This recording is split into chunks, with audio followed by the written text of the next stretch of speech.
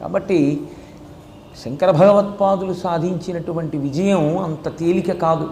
ఆయన ఎదుర్కొన్నన్ని కష్టాలని ఎవ్వరూ ఎదుర్కోరు. ఎందుచేత అంటే అసలు ఆ శంకరాచార్యుల వారు ప్రచారం చేసినటువంటి రోజుల్లో అత్యంత ఆశ్చర్యకరమైనటువంటి సంఘటన, అత్యంత క్లిష్టమైన సంఘటన ఒకటి ఉంది.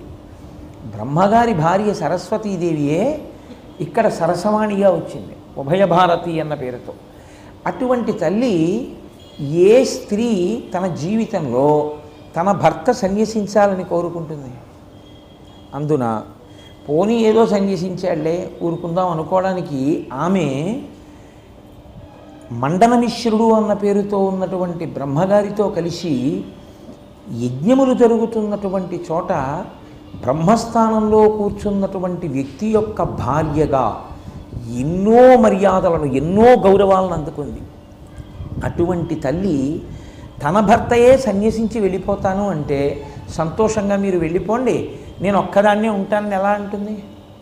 ఏ స్త్రీకైనా అది సామాన్యమైన విషయం కాదు.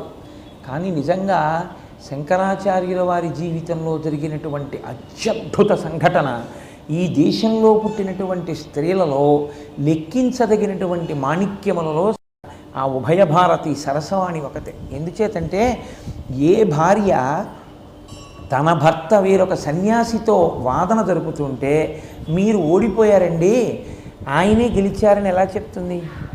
కొంతమంది అంటారు 21 రోజులు జరిగింది సంవాదన మండనమిశ్వరుడికి శంకర భగవత్పాదులకి. జరిగినప్పుడు పూలదండ వేసింది, ఎవరి మెడలో పూలదండ వాడిపోతే వాళ్ళు ఓడిపోయినట్టు అంటారు. కానీ శంకర విజయంలో ప్రామాణికంగా చెప్పిన విషయం ఏమిటంటే ఇద్దరూ కూర్చుని వాదించుకుంటున్నారు, 21 రోజులు అయింది. ఆవిడే నిర్ణేత, ఎవరు గెలిచారు ఎవరు ఓడారు ఆవిడే చెప్పాలి. ఎంత చమత్కారంగా ఆవిడ మాట్లాడిందంటే మీరు ఓడిపోయారు అని భర్తను అనలేదు. సన్యాసిని భోజనానికి రండి అని పిలవరు, సన్యాసిని దేవతార్చనకి రండి అని పిలవరు, వైశ్వేదేవానికి రండి అని పిలవరు. సన్యాసికొక్కడికే భిక్ష, భిక్ష అన్న మాట ఇంకా ఏ ఇతరులు వాడుకోకూడదు.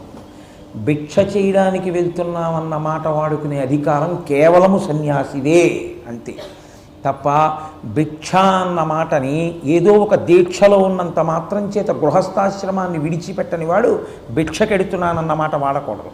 మీరు శంకర విజయాల్ని జాగ్రత్తగా పరిశీలిస్తే ఏ మాట ఎప్పుడు వాడాలో అర్థమవుతుంది. అందుకే ఉభయ భారతి ఇద్దరినీ పిలిచేటప్పుడు శంకరాచార్యుల వారి వంక చూసింది, అయ్యా తమరు భిక్షకి రండి అనాలి, భర్త వంక చూసి మీరు వైశ్వదేవానికి రండి అనాలి. ఆయన గృహస్థ అయితే ఇద్దరి మధ్య ఒప్పందం శంకరాచార్యుల వారికి మండనమిశ్వరుడికి. ఎవరు ఓడిపోతే వారు, మండనమిశ్వరుడు ఓడిపోతే గృహస్థాశ్రమం విడిచిపెట్టి సన్యాసం తీసుకోవాలి, శంకరాచార్యుల వారు ఓడిపోతే అసలు ఆ ప్రసక్తే లేదు. కాబట్టి నేను మాటే మాట్లాడను. కాబట్టి ఇప్పుడు మండనమిశ్వరుడు ఓడిపోయాడు. అది ప్రకటించడం ఏ భార్యకైనా అంత తేలిక విషయం కాదు. కానీ ఆవిడ సరస్వతి, ఆవిడ కట్టుబడింది. ఓడిపోయాడు నా భర్త కాబట్టి నేను చెప్పాలి ఓడిపోయాడని. మీరు ఓడిపోయారు అని చెప్పడం ఇక ఆయన సన్యసిస్తాడు.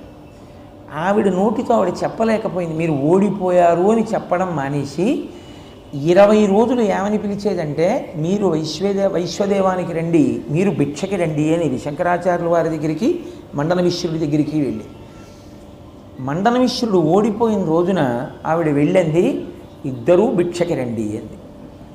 ఇద్దరూ భిక్షకి రండి అంటే ఇక నువ్వు గృహస్థాశ్రమాన్ని విడిచిపెట్టేస్తున్నావు, సన్యాసం స్వీకరించు, శంకరాచార్యుల వారి దగ్గర ఓడిపోయావు కాబట్టి ఇద్దరూ భిక్షకి రండి. ఇద్దరూ భిక్షకి రండి అంది అంటే సన్యసించాడు అని గుర్తు, ఇక సన్యాసం తీసుకుంటున్నాడు. అందుకే ఏ పదాన్ని ఎక్కడ వాడాలో అక్కడే వాడాలి తప్ప ఏదో పడికట్టు పదాల్లాగా అలా వాడడమే అది సంప్రదాయం అన్నట్టు ఇష్టం వచ్చినట్టుగా పదాలని వాడుకోకూడదు. ఏదో ఒక దీక్ష తీసుకుంటే ఆ దీక్ష పరిమిత కాలానికి మాత్రమే ఉంటుంది తప్ప నువ్వు ఆశ్రమాన్ని విడిచిపెట్టలేదు. నువ్వు గృహస్థాశ్రమం విడిచిపెట్టకుండా కాషాయం కట్టుకోకూడదు, నువ్వు గృహస్థాశ్రమం విడిచిపెట్టకుండా భిక్ష పుచ్చుకుంటున్నానన్న మాట వాడకూడదు. భిక్ష అన్న మాట సన్యాసికి మాత్రం